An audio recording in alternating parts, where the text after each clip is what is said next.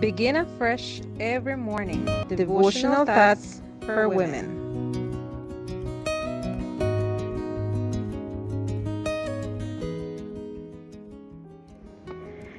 Greetings, my beloved friends. Today, June 13th, 2023, our devotional is entitled A Spotless Face. The scripture reading is taken from Job chapter 11, verse 15. Then surely you could lift up your face without spot. Yes, you could be steadfast and not fear. I had just finished a treatment for thyroid cancer. My body was exhausted and my energy drained, but I had to go back to work because I had used up all of my allotted sick days. I am a high school teacher. I was glad that my classes were small and the students were hardworking.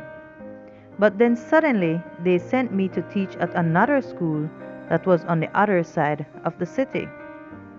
According to the school, I did not have enough students to meet the minimum requirements, so they were going to divide my time up between the two schools.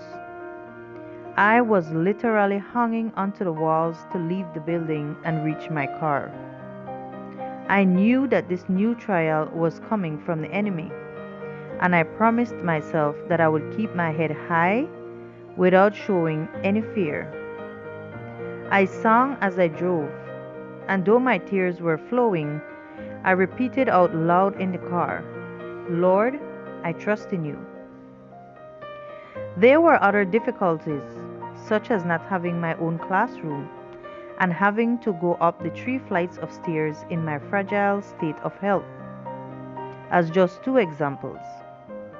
I continued to talk to God out loud, telling Him I was sure that I would soon get through this and that I knew that something in this was for my salvation. Shortly after the end of the first quarter, in-person classes were ended because of the COVID-19 pandemic, and I finished the school year teaching online. The principal of my main school sent a petition to the school district asking that they leave me at a single school. He needed me for a new project, and I was the only teacher he had who spoke Spanish. I went back to in-person teaching almost a year later. I kept my head held high. They never saw me cry nor heard me complain. God took care of resolving everything. Not because we see or feel that God hears us are we to believe. We are to trust in His promises. When we come to Him in faith, every petition enters the heart of God.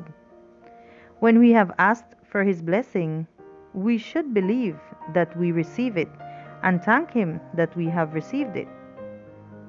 Then we are to go about our duties, assured that the blessing will be realized when we need it most. When we have learned to do this, we shall know that our prayers are answered. God will do for us exceedingly abundantly, according to the riches of His glory and the working of His mighty power. The next time someone makes decisions that impact your life in a negative way, remember these words of Mario Benedetti. Someday you will be giving feathers away to all the people who didn't believe in your wings.